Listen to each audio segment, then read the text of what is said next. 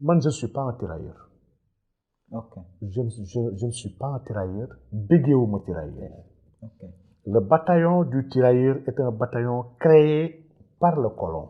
Tout à fait. Faidherbe moo demandé Napoléon III pour mu créer ko ko. mu créer ko pour mu dimbali ko dans sa quête et dans sa colonisation. Dans l'impérialisme bu France namoon def fii ci Afrique. ñu ngi ko créé en 1854. Le bataillon des tirailleurs ñu ngi ko dissoudre après 1960. ñu ngi ko soog a dissoudre ba 1960 le bataillon des tirailleurs sénégalais existé. tirailleurs yooyu sénégalais yi ba dañoo xamul ñooy ñan moo tax di leen bëgg di leen béggee. tirailleurs yi mooy ñi àndoon ak tubaab bi.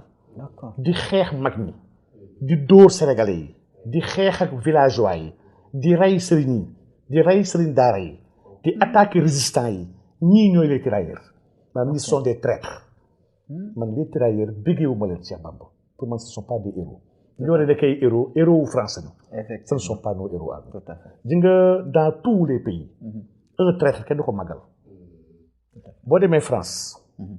le maréchal Pétain a été condamné à mort. parce que ñoo ne dafa collaborer ak les Allemands. maréchal Pétain ci prison la dee en 1951. dañ ko condamné à mort pour avoir collaboré avec les Français. avec les Allemands. ji nga ba occupation bi jeexee en France loolu épisode boobu ñu bëri xamuñu ko. les femmes yi nga xam ne ñoo nekkoon jabaru allemand yi. ak ñi nga xam ne ñoo amoon doom ak allemand yi. français yi leen génnee toroxal leen ci mbedd bi di leen wat ndel di leen rey dañoo ne woon ñii ñoo doon collaboré ak allemand yi ba fi allemand yi nekkee maanaam un collabo kenn waru ko màggal ci dëkk. boo demee Algérie ñuy wax les harki ñoo nekkoon ñi doon xeex ñiy xeex indépendance.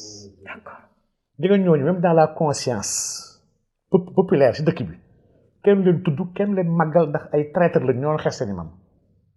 boo demee Italie Mussolini il a été exécuté dañ ko rey sur la place publique daggati ko parce que il a trahi son peuple. ce qu'on appelle les tirailleurs soo gisee suñu mag yi yëpp ñoom Lat Joor yi gars yi Lat Joor gis naa temps yi gars yi di ko màggal mais armée yi doon xeex ñoom Lat Joor ay nit yu ñuul ay tirailleurs la ñu woon. tout à fait gis nekkoon ay nit yu weex ay ñaar ñett lañu mooy capitaine bi ak commandant colonel ñoo doon nekk ay nit yu weex sinon ñeen ñëpp ay nit yu ñuul lañ jox leen ay gànnaay ñuy xeex yi seen ay frères yu doon dugg ci village yi di ko raser.